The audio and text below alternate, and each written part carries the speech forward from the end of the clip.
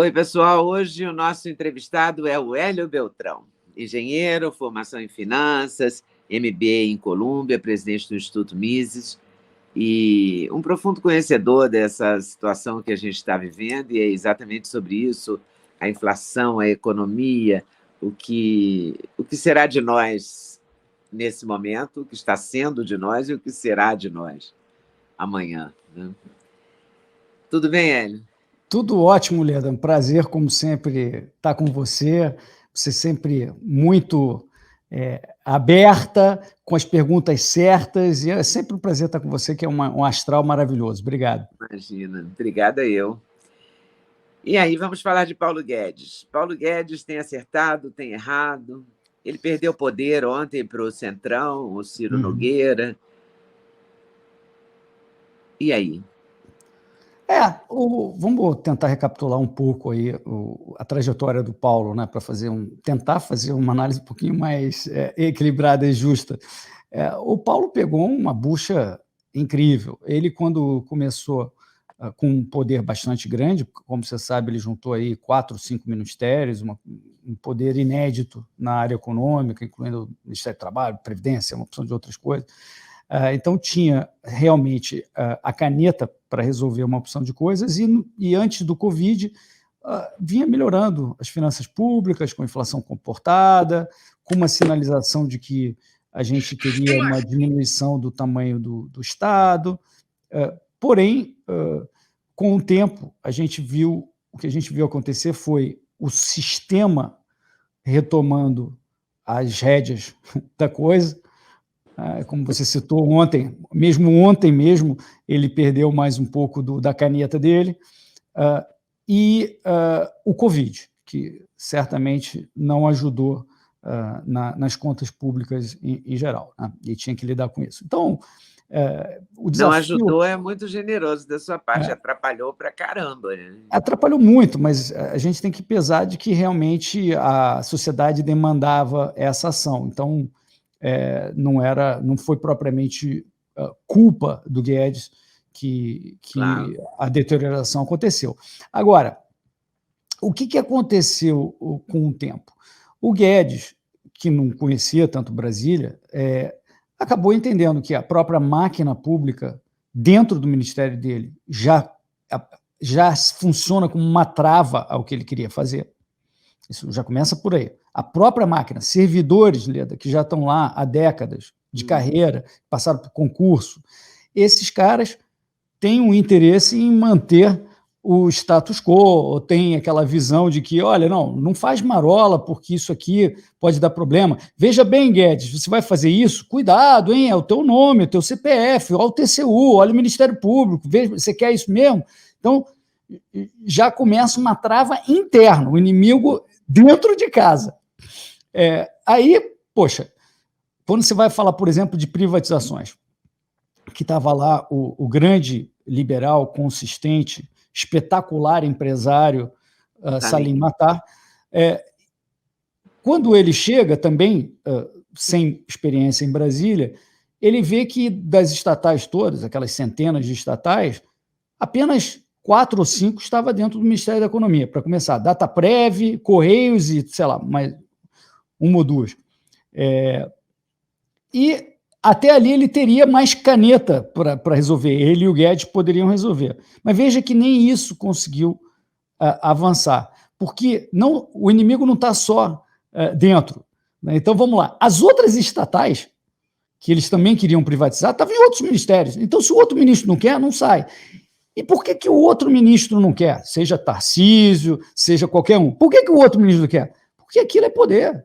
Aquilo é verba que ele controla, é cargo que ele nomeia, sem falar em potencial corrupção, né, que acontece não só quando você realmente faz aqueles escândalos de tomar o dinheiro, mas mesmo quando você compra mais caro, ou você atribui um contrato direcionado, isso também é corrupção, né? Ainda que você não tenha, ninguém tenha pegado o cara recebendo alguma coisa, no fim do dia isso daí é ou incompetência ou corrupção, etc. Então, mas não há o interesse dos outros agentes públicos que tem uma estatal no seu ministério, em privatizar. Então o cara bloqueia, simplesmente bloqueia.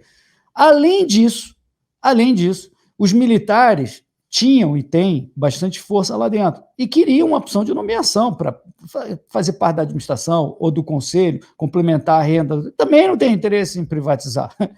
E aí vem o Centrão, que depende desse tipo de coisa, o Centrão que depende de nomeações, de controlar verba, de trocar favores políticos usando esses cargos e essas estatais, não tem menor interesse em fazer isso. O resto do Congresso, que pode pedir como moeda de troca ao Centrão ou ao Executivo um cargo desse, também não tem interesse.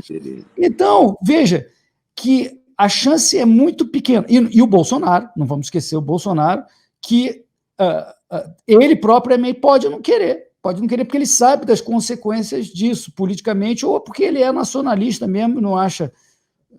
Ele acha isso muito bem que tenha Correios, muito bem que tenha Caixa Econômica, muito bem que tenha... Então, não tem ninguém. E fica lá o coitado do Guedes. O Guedes virou um soldado solo, né? Então, é muito complicado isso. Quer dizer, você dizer que a culpa da não privatização é do Guedes é um exagero. O sistema político, o establishment político, não quer a privatização. Aí você fala, mas isso você está sendo fatalista, Hélio. O que poderia fazer isso mudar? Uma definição de cima. Se o Bolsonaro fosse convicto e colocasse a sua força política, ele como chefe dos ministérios, né? Então ele é chefe dos outros ministros que podem não querer privatizar.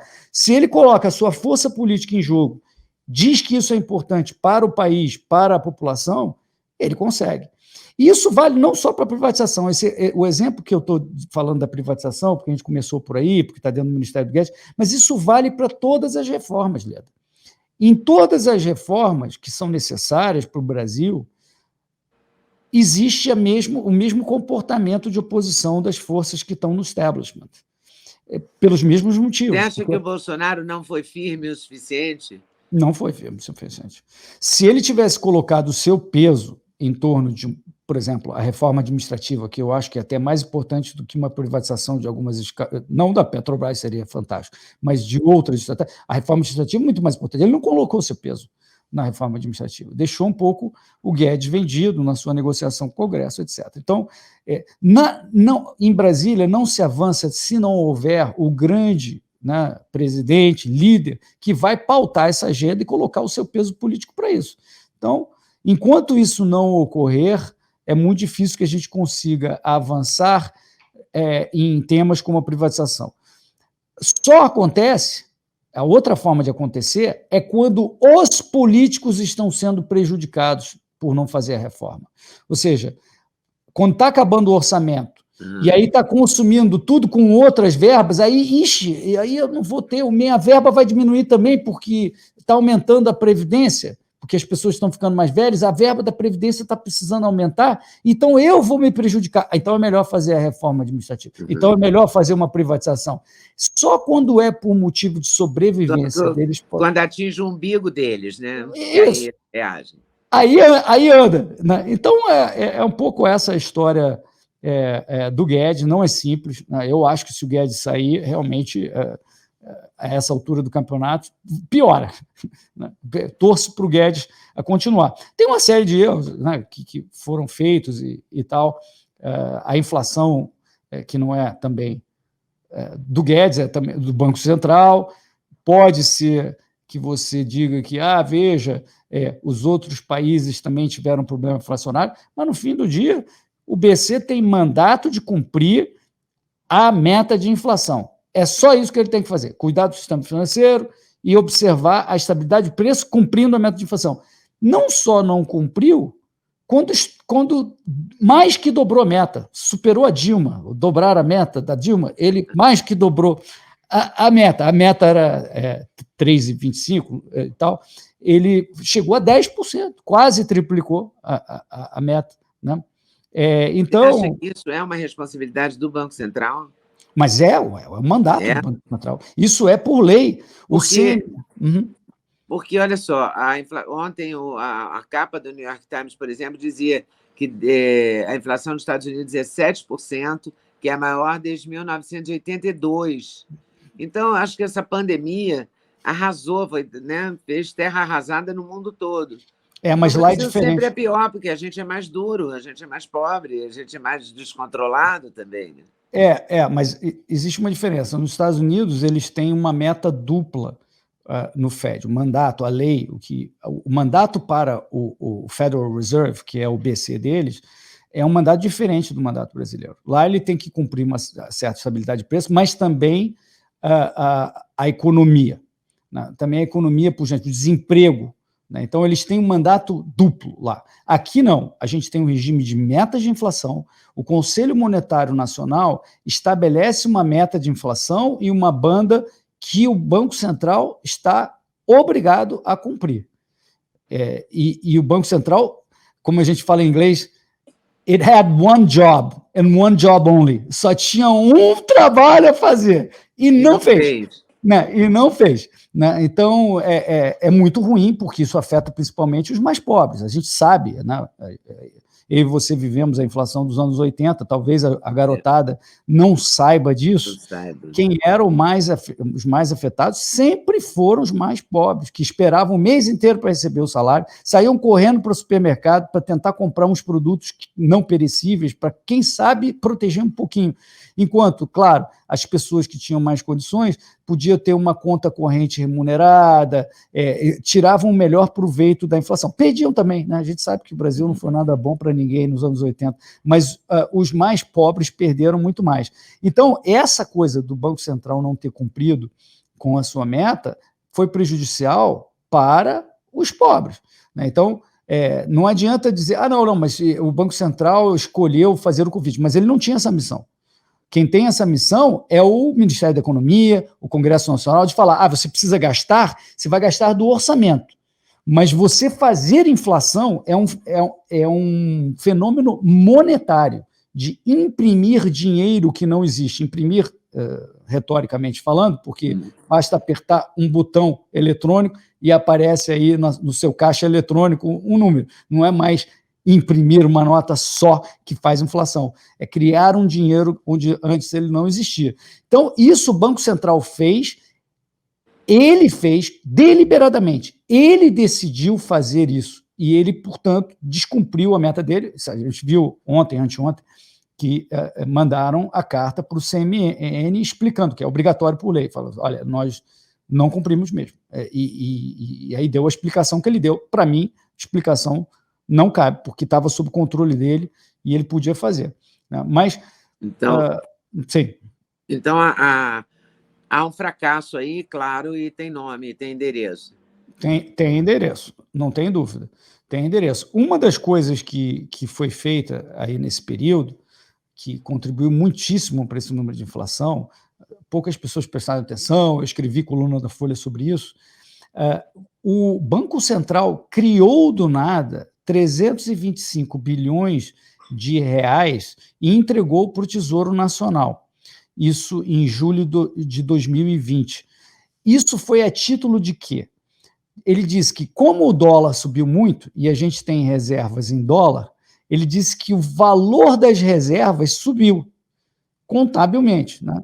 E aí ele falou, então eu posso passar esse valor que não é realizado, as reservas continuam lá paradas, simplesmente o dólar subiu. E aí ele diz que pode passar porque essas reservas valorizaram, criar um dinheiro do nada e passar para o Tesouro Nacional gastar. Isso é uma coisa extremamente controversa, que no resto do mundo é totalmente controlada, né? Você impedir que haja vasos diretos comunicantes entre o cara que cria o dinheiro e o governo, porque senão o governo vai sempre lá no cara que cria o dinheiro e fica puxando. O Brasil era assim na década de 80.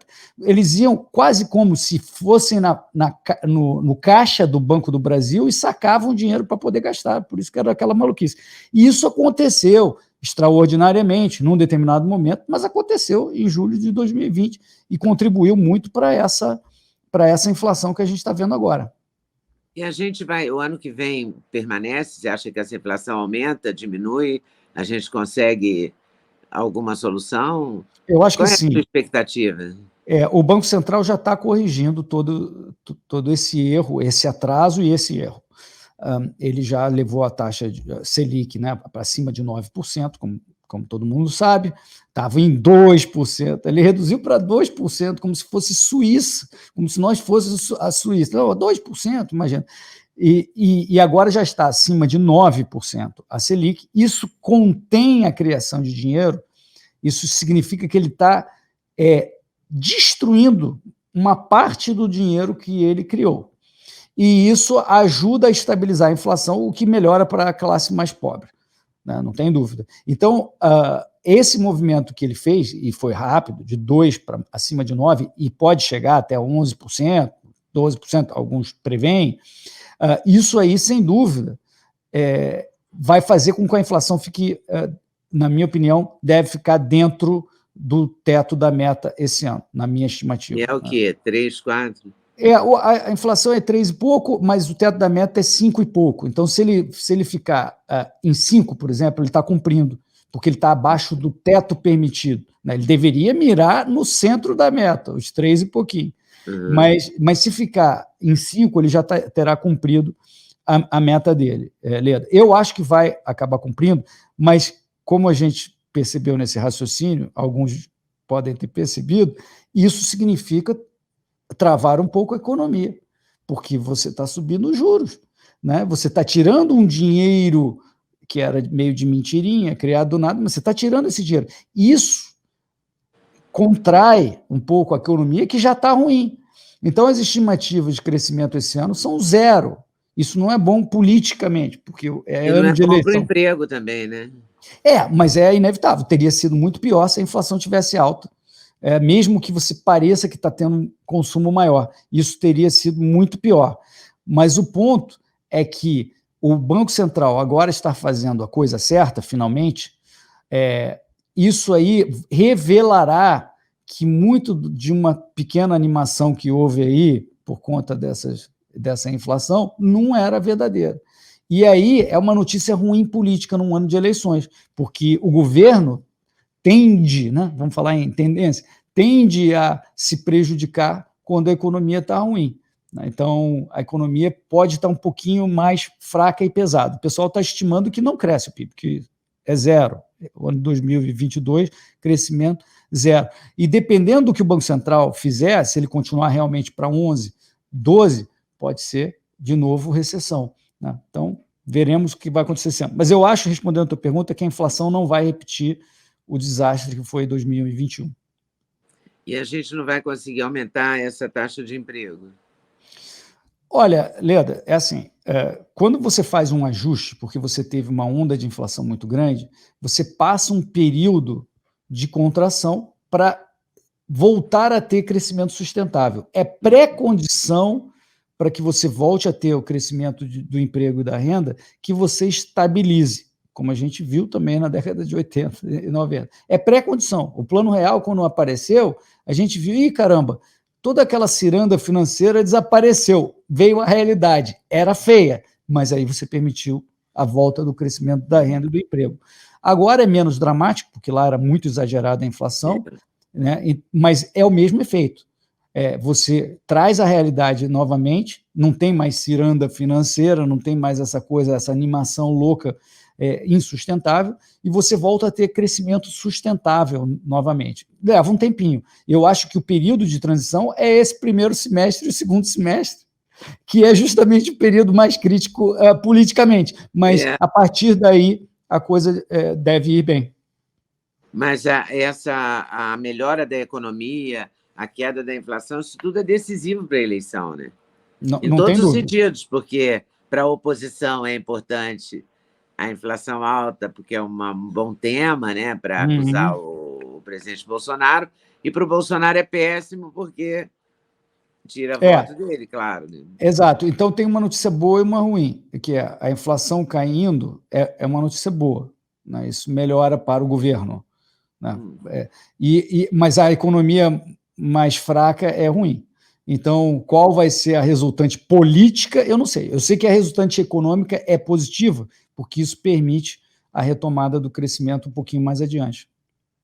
Sabe que eu vou falar uma loucura agora. Os astrólogos, tarólogos, etc., dizem que maio e junho vão ser meses importantes para a economia e que o Brasil pode virar nesse caso aí, e isso favoreceria o Bolsonaro. Claro que quem acha que o Lula vai ser o vencedor não defende essa ideia. Então, até os astrólogos estão se desentendendo nessa questão. É um ano que vai ser um ano de guerra, né? Vai ser uma loucura. Já está Parece sendo, que... mas daqui para frente vai ficar pior, né? Assim, é inacreditável, né? A gente estava falando um segundinho antes de começar aqui, que apareça o Lula com um dobro de intenções de voto. É uma loucura, quer dizer, não me parece fazer muito sentido, eu acho que está muito cedo também, está muito cedo para as pessoas estarem dando opinião firme sobre como vai votar. Ninguém está dando opinião firme, está dando assim, a sensação de momento, tem a questão do nome e tal. Eu acho que isso muda, não vai ser 2 vezes e tal. Vai ser uma eleição disputada e eu espero que o Lula não vença, né? Então, tem outros candidatos também, mas eu espero que o Lula não vença. Você acredita nessa terceira via? Olha, Leda, eu não sei se eu acredito, eu não vou dar palpite não, mas eu gostaria que tivesse alguém viável e bom e que pudesse realmente aglutinar o desejo do povo de talvez até diminuir essa polarização maluca que a gente está sofrendo. Hoje é uma loucura. Ou você está obrigado a ser ou bolsonarista, Minion, ou ser esquerdista radical. É uma loucura. Qualquer uma pessoa que tenha uma opinião no meio é considerado massa de manobra, traidor, confuso, tucano. É uma loucura a polarização que a gente está sofrendo. Então, eu torço para que o brasileiro dê um basta. Eles falam, chega dessa maluquice. Isso aí é um apego a um político, né, que não deveria prosperar. Vamos voltar um pouco ao bom senso, às ideias, mas é torcida, porque pelo que está hoje, parece que é só isso que interessa. Qual que seria a grande virada do Brasil, assim, do ponto de vista, por exemplo, você já fez, inclusive, projetos de política econômica para candidatos. O que você acha que seria a direção correta? O que era preciso fazer, além de desburocratizar, que seu pai lutou por isso durante anos, além de o Salim Matar, a privatização e a desburocratização, que também foram bandeiras que ele defendeu e defende, né? O que é preciso fazer para virar esse jogo? Olha, Leda, em uma frase o governo precisa governar menos para que o empreendedor empreenda mais. No fundo é isso. O governo precisa fazer menos. Como o Reagan dizia, o governo é o problema, não é a solução. Nós precisamos saber fazer o setor público diminuir para o setor privado crescer. E quando a lei não permitir, isso eu fiz no programa econômico aqui para a Prefeitura de São Paulo, quando o governo não permitir que determinado serviço seja feito pelo privado, como, por exemplo, a educação, o professor tem que estar na folha do serviço público, tem que estar na folha do serviço, não pode ser terceirizado.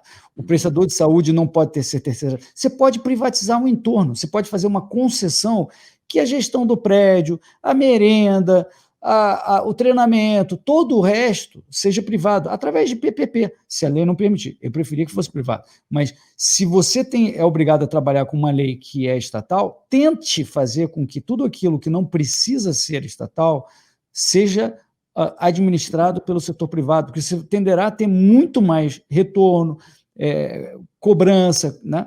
O accountability. Será melhor fatalmente, né? Será melhor fatalmente. Será melhor, é verdade isso, é real, né? Exato. Isso é uma coisa. A outra coisa a gente precisa fazer a abertura comercial. A abertura comercial é super importante, as pessoas não compreendem isso, e é claro que o empresário aqui, que é obrigado a competir e tal, quer que o dele seja protegido, né? É natural, porque até pensa bem, o empresário, ele fala assim, como que eu vou competir lá fora, vendendo lá fora, se o chinês compra o computador por 1/3 do preço que eu compro? Se o chinês compra uma máquina por metade do preço que eu compro? Porque a gente é fechado, né? Aqui a gente tem que pagar uma opção de impostos para importar esse troço. Então, o cara, ele fica não competitivo fora do Brasil, mas da porta para dentro da fábrica, normalmente ele é competitivo, o empresário brasileiro. Então, ele vira um pregador contra a abertura porque ele não é competitivo lá fora. Mas ele não percebe, Leda, que se abrisse, ele iria comprar o computador no mesmo preço do chinês. Ele, como ele é competitivo dentro da porta da fábrica, ele seria também competitivo fora. Uhum. Então, poucas pessoas compreendem isso e ficam lutando eternamente contra a abertura. Enquanto o brasileiro for obrigado a pagar 2 vezes mais por todos os produtos e, portanto, ficar 2 vezes mais pobre que os outros países, aonde a gente vai chegar? Enquanto o empresário brasileiro tem que comprar por 2 vezes o preço que o chinês compra, como é que a gente vai ser produtivo, crescer? Não vai crescer. Então, a abertura comercial é extremamente importante. E veja que, nesse caso, a caneta está, em grande medida, com Guedes. Engraçado isso. Não tem outras canetas, não passa pelo Congresso. Ele pode fazer abertura porque o Congresso delega ao Executivo a política comercial, a política de tarifas internacionais, delega, em grande medida, a negociação e estabelecimento de acordos, aí depois o Congresso referenda, mas as tarifas podem ser determinadas pelo Ministério da Economia. E a gente não está avançando nisso. Mas você acha que o Congresso tem delegado esses... Porque, na verdade, o Congresso trabalha o tempo todo chamando o Supremo para não deixar o governo governar. A sensação que a gente tem de fora, leigo, assim, sem ser especialista como você, é que é o tempo todo isso, entendeu? Há uma CPI nova do Covid, toda hora alguém entra no STF para impedir uma coisa, para impedir a nomeação de não sei quem, para impedir, para tudo. Coisas que estão escritas, que são prerrogativas do Executivo. Né? Tá lá na Constituição, que é do Executivo. Pois é. No Congresso, as pessoas, na verdade, não aceitaram a eleição do Bolsonaro até hoje. Não aceitaram. E como o Bolsonaro também não foi hábil em compor politicamente... Também ele tem uma parcela de culpa importante nisso, né? Depois ele fechou com o Centrão, né? O que os bolsominions preferem não prestar muita atenção. Mas todo fechou... mundo acaba fechando com o Centrão nesse país. Pois veja, se o Centrão é uma força política no Congresso que representa a população brasileira, você tem que lidar com ele. O problema pode estar na opinião... Ele representa a população brasileira, porque ele é eleito pela população brasileira, esse tal desse Centrão, né? Pois é. Então, aí a gente vê que o desafio é mais embaixo. A gente tem que mostrar... Eu acho que nós, de bom senso, liberais e tal, não temos tido tanto sucesso em convencer a população de que essas políticas são boas. Então, quando chega lá um cara do Centrão para ser eleito, como ele é o cara que convence o chefe da comunidade ou faz uma obra, não sei o quê, o cara acaba votando nele. Então, é um desafio muito grande para a gente melhorar o Congresso, para que o Congresso tenha ideias melhores. É preciso que nós, na sociedade, tenhamos essas ideias, porque o político está lá para falar o que o povo quer ouvir. Se o povo tivesse convencido de que realmente a gente precisa diminuir o tamanho do governo, esses caras do Centrão todo estavam falando, olha aí, temos que diminuir o tamanho do governo, porque ele quer ser eleito e fazer aquilo ali, porque ele tem aí o poder, aparece na televisão, nomeia uma opção de gente, não interessa. Então, nós não estamos fazendo um bom trabalho. Não adianta só falar do Congresso. Como você disse, ele é representante do povo, ele foi eleito. Então, o Executivo não pode chegar e falar assim, eu também fui eleito e eu vou governar sozinho. Não, cara. O Congresso tem mais poder que você. Ele teve mais votos que você. O Congresso, né, teve 130 milhões de votos. O Bolsonaro teve quanto? Sei lá, 70, 60? Não sei. Não importa. O Congresso... Não sei quanto. O Congresso tem muito mais votos do que o Bolsonaro, mas muito mais votos, e ele é a casa do povo. Então, você dizer, não, agora eu vou fazer o que eu quero, não vai dar certo em lugar nenhum. Não é só no Brasil, não. Não vai dar certo em lugar nenhum. Então, o tal equilíbrio entre os poderes ficou tenso porque começou um a puxar para o lado do outro e eles não querem meio que se acertar. Está começando a querer mostrar que querem se acertar um pouquinho, e até o nosso Supremo começou a se confundir muito, entrando em coisas que ele não deve fazer. Ontem, por exemplo, teve uma grande lição ao Supremo. Alô, Supremo Tribunal Federal. Uma grande lição para vocês ontem nos Estados Unidos. Eu sei que tem regras diferentes, que são até melhores que as nossas, mas claro, veja que o Biden tentou obrigar a maior parte das empresas americanas, cobrindo mais de 80 milhões de pessoas, a que todos os seus funcionários fossem vacinados. Ele tentou obrigar isso dizendo que, porque no fundo precisa para saúde, alguém vai ser fornecedor do outro, tentou fazer essa obrigação. A Suprema Corte falou, não, senhor, você não tem mandato para isso. O Congresso Nacional não te deu um mandato que eles chamam de mandato ônibus, né? Um guarda-chuva para você dizer, não, todo mundo. Não, depende de cada estado, depende do que cada empresa acha que é razoável, e você não tem o poder para fazer isso. Então, veja como é bem diferente da atitude que o nosso Supremo tem falado. A Suprema Corte Americana não julgou assim o mérito, ele não está discutindo sobre vacina, ele está discutindo sobre competência, está discutindo sobre competência entre poderes, entre níveis da federação. Está sendo uma Suprema Corte, né? Na acepção correta da palavra. Exato. E aqui a nossa Suprema Corte está muitas vezes legislando e algumas vezes executando. Uma militância na Suprema Corte brasileira. Essa que é a realidade. Eu não sei qual é quem pisou no calo de quem, ou se é militância, é difícil dizer, mas olhando só pelo resultado, quando você pega, por exemplo, o Luciano Hang, que está sendo perseguido, porque, sei lá o que, divulgou uma informação, a gente viu aí o Roda Viva dessa semana, que maravilha, o Neil Ferguson, historiador. Ele deu show, né? Show!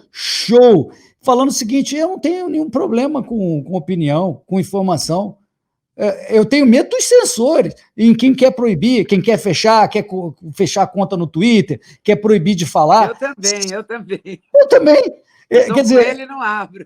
Enquanto isso, o nosso Supremo está calando o Luciano Hang, mandando o Twitter, veja bem, mandando o Twitter cancelar a conta. Isso aqui é só um exemplo, mas tem gente presa sem ser julgada, tem gente presa porque falou não sei o quê. É uma loucura. O Roberto Jefferson está preso por crime de opinião. Pois assim, crime de opinião, e nós voltamos à censura. Nós voltamos à censura que ocorria no Brasil nos anos 70. Eu sei. É uma coisa maluca. Eu fui tantas vezes aquele Teatro Casa Grande gritar censura nunca mais. Pois vai ter que gritar de novo. Já se prepara a corda vocal. Prepara a corda. E agora eu vejo pessoas que gritaram censura nunca mais comigo lá atrás, hoje defendendo a censura. E não sendo contra a censura. Não é inacreditável. Quando censura a ideia que é contrária ao que a pessoa pensa, a pessoa defende. Como assim? Entendeu? Leda, quando você for choca, porque isso me choca profundamente. Me choca muito, é uma hipocrisia danada. Primeiro, eu quero dizer que quando você for gritar lá, eu estou junto com você, a gente vai de bracinho dado que eu vou gritar junto. O tempo inteiro eu defendo isso aí, a liberdade de expressão. Eu fico realmente maluco. Eu acho que essa coisa que você citou, dessa hipocrisia, essa contradição das pessoas, é porque elas estão tomadas, o cérebro delas foi sequestrada pela polarização política, por um amor a um político ou um partido, ou um ódio a um político ou um partido. Então, elas estão completamente confusas. Essa soma, né, a paixão por um partido e o ódio, simultaneamente ao ódio ao outro, está dando um resultado muito ruim, né? Está emborrecendo demais, né? As pessoas têm que ter um pouco mais de estabilidade emocional para ver um pouco que não dá para elas serem só, como dizia o Hume, escravas das emoções. Ele usava o termo paixões, mas eram emoções. Não dá para ser só escravo das paixões. Você tem que aprender a domar as suas paixões. E eu acho que está todo mundo sequestrado pelas paixões. E aí fala uma opção de coisa que se autocontradiz, que não faz sentido, que é completamente o contrário do que ela falou lá atrás, só porque não é o político de estimação dela. Queridinho dela, queridinho dele, enfim. Inacreditável. Virou um negócio de paixão mesmo, é uma coisa meio Fla-Flu, meio Corinthians, São Paulo, ou Grenal lá em Porto Alegre. enfim, uma coisa que não faz sentido na política. A gente não pode ser assim. E o Mas a gente Bolsonaro é não assim. ajudou. Será que o Brasil é assim? O Não, brasileiro é assim? não, eu acho que você falou um ponto muito importante. As pessoas não aceitaram a eleição do Bolsonaro. Tudo era mais ou menos tranquilo, enquanto eram tons de esquerda, tons de vermelho. Quando você teve qualquer coisa que não era o vermelho de sempre, está dando essa confusão toda. Então, eu acho que é inevitável que houvesse um atrito inicial, porque simplesmente houve uma reação às ideias de esquerda, seja a esquerda, como diz o Álvaro Vargas Llosa, a esquerda vegetariana ou a esquerda carnívora. Então, essa reação aconteceu. Agora, o Bolsonaro não ajudou, porque ele gosta do culto à pessoa, ele gosta do populismo, e ele preferiu trazer para esse tipo de discussão porque ele achou que isso o beneficiaria. Então, ele tem uma pegada populista que está nutrindo a polarização, que a esquerda já era populista, vamos lá, mas ele poderia ter tido uma atitude menos de buscar o seu nome, né, políticas para ajudar a população sem ver as consequências, né, esse tipo de coisa. Ele poderia ter tido menos esse lado, e ele preferiu ir para o jogo do discurso populista. Ele poderia um monte de coisa, ele poderia falar menos, ele poderia ser menos belicoso, ele poderia estimular menos as falas dele, às vezes chamam para briga, ou muitas vezes chamam para briga, e eu acho desnecessárias, eu acho que já tem briga demais. Mas ele é assim também, né? Ele se elegeu assim, então ele acredita nesse modelo. Eu acho que ele também não ouve ninguém, né? Eu acho assim, para tentar... Quer dizer, eu também não tenho intimidade com ele para saber se ele ouve ou não, né? Só encontrei 2 vezes em 2 entrevistas, nunca mais. Então, não sei como é que ele é, na verdade. Mas eu imagino que ele não gosta muito de ouvir ouvir opiniões, né? E aceitar opiniões. Porque não é possível que ninguém diga isso para ele, né? Eu não sei dizer, mas assim, sobre a questão de você criticar e se contrapor a outro, acho que todos nós temos que fazer. Acho que a forma é muito importante. A forma é muito importante. Eu sou considerado aí por muita gente radical, muito radical, mas eu espero que as pessoas não achem que eu fique botando o dedo no olho dela, dando chute abaixo da linha da cintura, esse tipo de coisa. Mas eu vou contrapor. Toda pessoa que falar uma coisa que eu não concordo, eu vou me contrapor com bastante força, né? Então, eu acho que isso é normal no discurso público, mas quando você começa a usar um nível de agressividade retórica muito grande, você começa a alienar uma opção de gente, e inclusive que está assistindo. Então, ele pode estar falando alguma coisa razoável, mas dependendo da postura dele, ele pode perder público. Ele não tem perdido até hoje, tanto que foi eleito, mas eu acho que a gente chegou num nível de polarização tão grande que ele já começou a perder. Por isso que ele não está tão bem hoje, porque ele passou do ponto. Você acredita nessas pesquisas?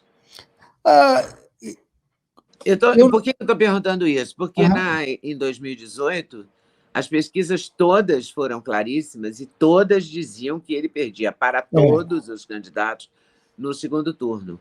Então, e não foi verdade. E isso não é a primeira vez que as pesquisas erram, já erraram em várias outras eleições. Em Minas Gerais, então, é fatal. Eu acho que eu sou mineiro, então eu acho que mineiro esconde o jogo. Fazer pesquisa em Minas é mais complicado que no resto do Brasil. Então, nesse Porque o mineiro é mais discreto mesmo. Mas há erros assim grosseiros, e as pesquisas têm repetidamente cometido esses erros. No sentido, vamos lá, tem 2 níveis de acreditar. No sentido de que a pesquisa indique o que a pessoa efetivamente vai votar, eu não acredito. Efetivamente não acredito. A pesquisa indica o que ela falou naquele momento, naquela hora daquela pergunta, sem nenhum compromisso. O que custa eu falar? Custa o quê eu responder essa pesquisa? Não custa nada. Mas isso não quer dizer que amanhã de manhã você vai achar isso. Não quer dizer que daqui a 6 meses, na hora de apertar um botão, depois de ter refletido e visto o debate, você vai achar isso. Não quer dizer nada disso. Então, nesse sentido, eu não acredito. Agora, se eu acredito que uma pesquisa com metodologia adequada vai estar dentro da margem de erro que ele se propõe? Eu acredito que sim, se ela for bem feita por uma instituição séria. Isso não quer dizer que não possa ter pesquisa que seja fraudulenta, isso são outros 500. Mas então tem 2 níveis de crença. Eu não acredito que o que diz hoje tem qualquer nexo com o que vai acontecer na época da eleição. Não tem menor. Talvez alguém fale, não, mas isso é um dado relevante, eu saber o que hoje a pessoa no meio da rua, no susto, vai responder. Pode ser relevante. Mas isso não quer dizer nada que seja uma previsão, né? Que seja uma previsão do que vai acontecer na eleição. Não é uma previsão, é um retrato do público para uma pergunta que pode ser estimulada, não estimulada, hoje. E se você está com raiva da inflação, mesmo que você goste do Bolsonaro, você pode falar outro, por exemplo.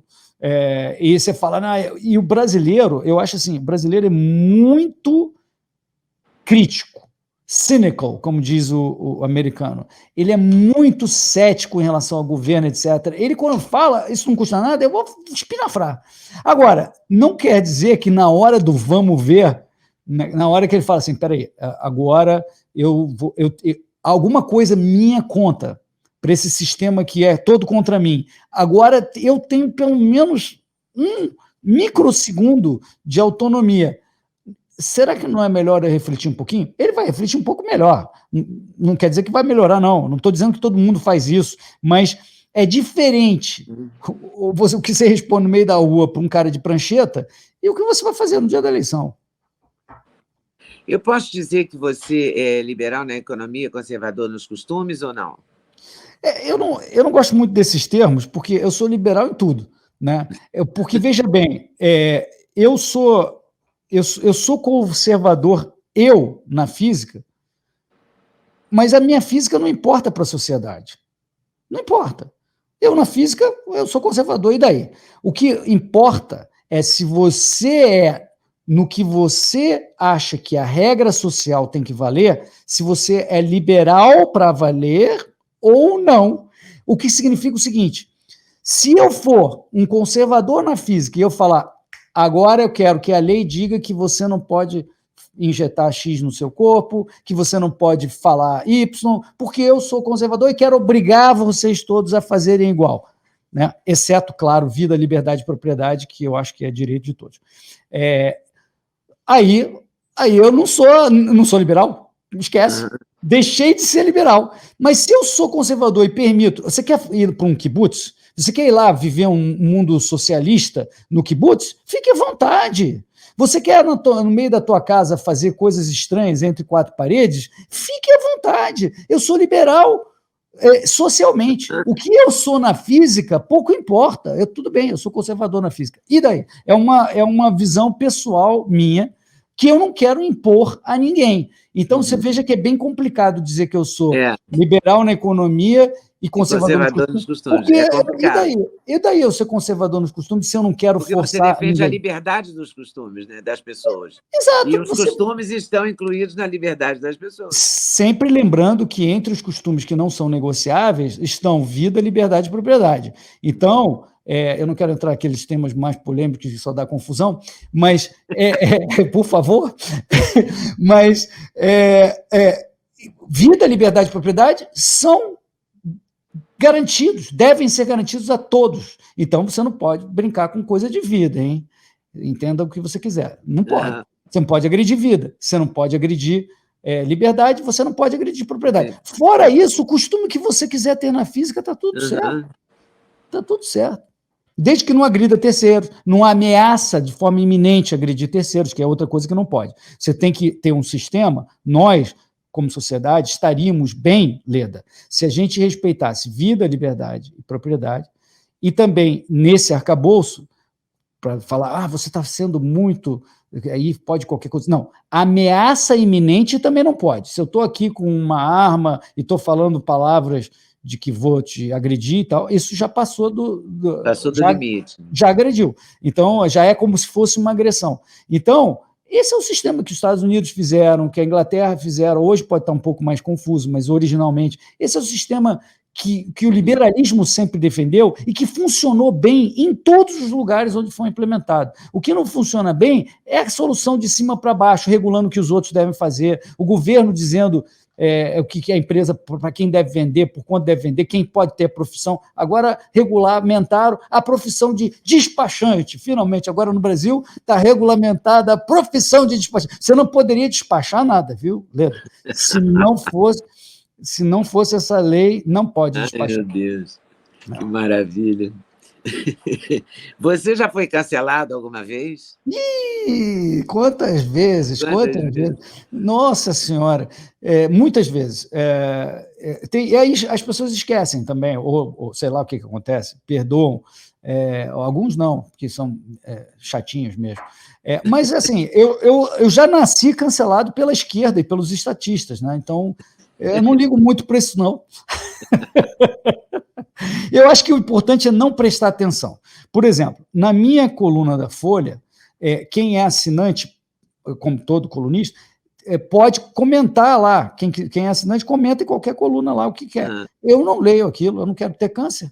Porque eu escrevo num jornal que eu sei que a maior parte dos leitores não concorda nada comigo.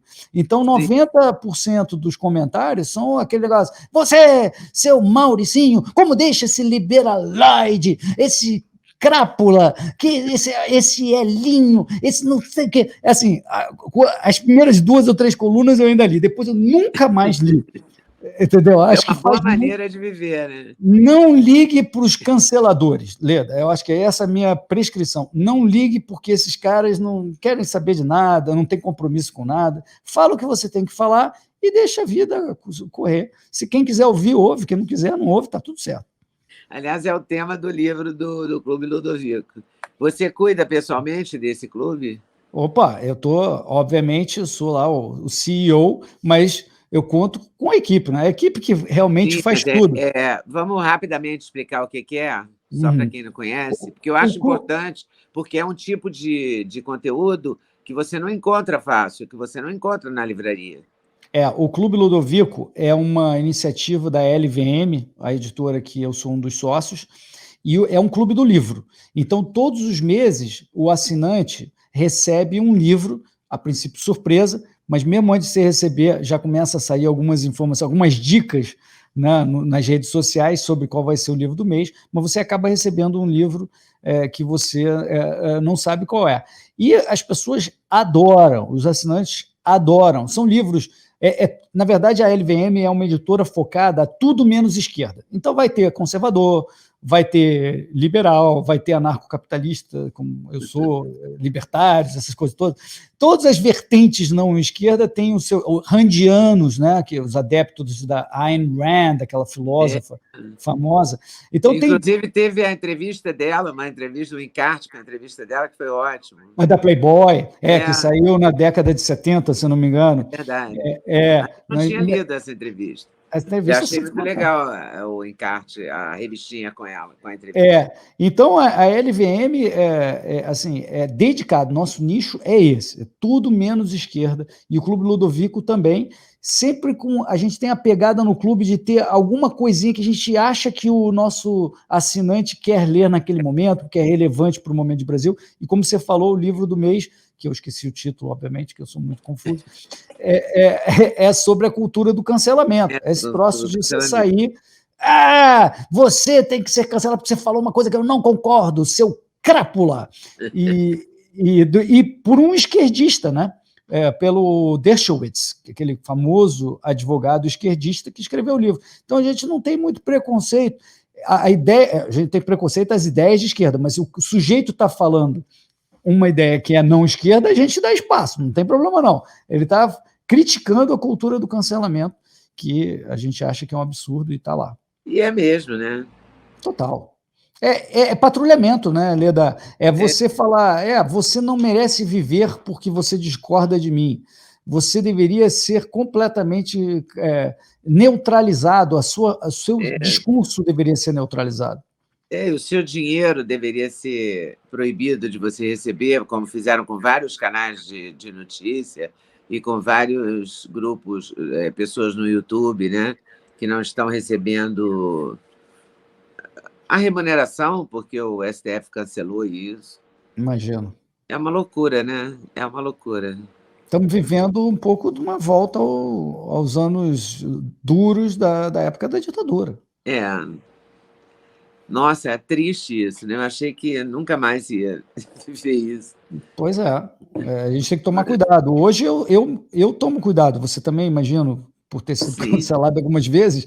eu já fui Antes de, várias vezes. antes de falar uma piada, uma gozação qualquer, inocente, você já se autocensura, talvez, porque você É, está com medo claro. de que dos A malucos. Será que autocensura voltou também. É porque porque você fica você. com medo. Agora, eu acho que esse ano de eleição, como vai ser um ano muito duro, era preciso que, pelo menos, as pessoas mais lúcidas da própria esquerda e da direita, ou liberais ou conservadores e tal, se buscassem pautas convergentes, né? Porque há muitas coisas que acho que todos nós concordamos, né? Por exemplo, eu achava que todo mundo era a favor do marco do saneamento básico, porque eu não posso imaginar que você fique confortável sabendo que outra pessoa não tem esgoto, não tem água potável encanada, enfim. Eu não acho que isso seja normal, né? É um, Natural. é Isso um é para você baita ser marco. contra. Exato. O racismo, a pedofilia, tem vários temas que. A própria homofobia, enfim, coisas que você. Que todos nós somos contra, ou todos nós deveríamos ser contra. E esses É. pontos convergentes poderiam ajudar a levar esse ano sem brigas físicas, pelo menos. Né? As coisas sempre têm uma nuance um pouco mais funda, né? O marco do saneamento é um baita avanço, não tem dúvida. Mas você, só para citar um exemplo, né? Eu sou, obviamente, um apoiador da iniciativa que foi feita, sempre com uma opção de coisas estranhas lá no meio, até porque marco já é um negócio, né? Tem os jabutis Agora, lá, né? Mas veja bem, não sei se as pessoas sabem que existem o que eles chamam de setores regulados. Não é bem o que você está imaginando, não. São setores como, por exemplo, energia elétrica, água e outros, que o governo diz o seguinte: eu vou tabelar o seu preço e o teu retorno. O que significa tabelar o seu retorno? Se você tiver, eu vou dizer que você só pode ganhar, por exemplo, 10% do capital que você botou lá. Se você, no ano, ganhou, por exemplo, 12, eu vou tirar na tua tarifa. Eu vou diminuir a tua tarifa. Se você ganhou menos, aí veio, olha que loucura. Se você ganhou 8, não, eu vou dar mais tarifa para você. Você pode aumentar a sua tarifa. É o contrário do que funciona a iniciativa privada. Se você fizer a coisa certa e mandar bem, ele te pune. Se você fizer a coisa errada e mandar mal, ele te premia. Veja, olha que loucura que é isso. Então, veja que o Marco não tocou em nada disso. Continua sendo um setor regulado, tabelado. Cada agência reguladora da água, do estado, do município, não importa. E agora criaram uma nova agência nacional. Imagina a confusão. Cada uma delas diz: o teu retorno que eu permito é X. Eu determinei aqui. Vou apresentar uma opção de conta, mas esse é o retorno. Se você mandar mal, eu te melhoro, eu te aumento a tarifa. Ai, meu Deus. É uma loucura, mas alguma coisa tem que ser feita para melhorar isso, né? Não tem dúvida. Eu acho que o marco traz o compromisso de universalização do serviço de esgoto e de água até 2033, podendo fazer uma extensão aí. Ainda tem um troço da extensão.